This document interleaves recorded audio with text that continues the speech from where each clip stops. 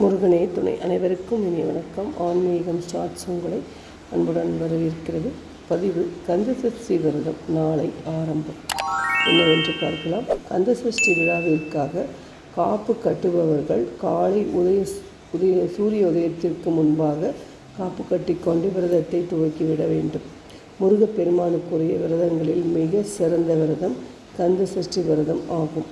மாதந்தோறும் வரும் வளர்பிறை தேய்பிறை பட்சங்களில் 2 சஷ்டி திதிகள் வந்தாலும் ஐப்பசி மாத வளர்பிறையில் வரும் சஷ்டியே கந்த சஷ்டி என போற்றப்படுகிறது. இதனை மகா சஷ்டி என்றும் குறிப்பிடப்படுவதுண்டு. மாத சஷ்டியின் போது பக்தர்கள் முருகப்பெருமானை வேண்டி விரதம் இருப்பது உண்டு. இருந்தாலும் பெரும்பாலான முருக பக்தர்கள் ஐப்பசி மாதத்தில் வரும் மகா கந்த சஷ்டியின் போது கந்த சஷ்டி விரதம் கடைபிடிப்பார்கள். முருகப்பெருமானுக்கு சூரனை வதம் செய்து தேவர்களை காத்த திருநாள் என்பதால் ஐப்பசி மாதம் அமாவாசை பிறகு வரும் வளர்பிறை பதமை திதியில் துவங்கி சப்தமி வரையிலான 7 நாட்கள் சஷ்டி விரதம் இருந்து முருகப்பெருமானை வழிபட வேண்டும். சஷ்டி அன்று சூர சம்ஹாரத்தை தரிசித்த பிறகு சப்தமி திதியில் நடைபெறும் முருகப்பெருமானின் திருக்கல்யாணத்தை தரிசித்த பிறகே விரதத்தை நிறைவு செய்ய வேண்டும். சிலர் சஷ்டி வரை மட்டும் விரதம் இருப்பது உண்டு. திருச்செந்தூரில் இந்த ஆண்டிற்கான கந்தசஷ்டி விழா நாளை 22/10/2025 தொடங்குகிறது. 27ஆம் தேதி சூரசம்ஹாரம் நடைபெற உள்ளது. கந்தசஷ்டி விரதம் இருப்பவர்கள் நாளை முதல் விரதம் இருக்க வேண்டும்.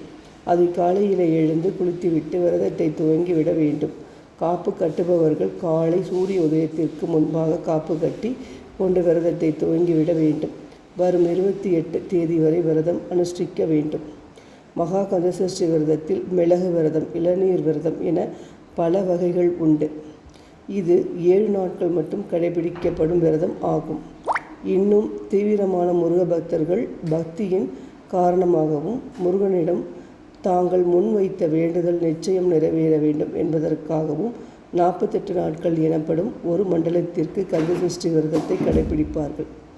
விரதத்திற்கு முதல் நாளன்றே வீட்டினை கழுவி சுத்தப்படுத்தி மஞ்சள் நீர் தெளித்தல் அவசியம்.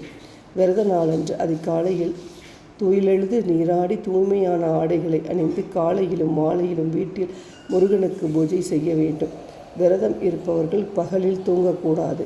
விரதம் இருக்கும் நாட்களில் கந்தசஷ்டி கவசம், கந்தகுரு கவசம், கந்தர் அலங்காரம், திருப்புகழ், கந்தர் கலிவெண்பா, பகை கடிதல், சண்முக கவசம் போன்ற பாடல்களை பாடலாம். அத்துடன் கோவிலுக்கு சென்று வழிபாடு செய்தல் மிகவும் நன்று. இதுதான் கந்த சஷ்டி நாம் வழிபடும் முறை பற்றி தெரிந்து கொண்டோம். நன்றி, வணக்கம்.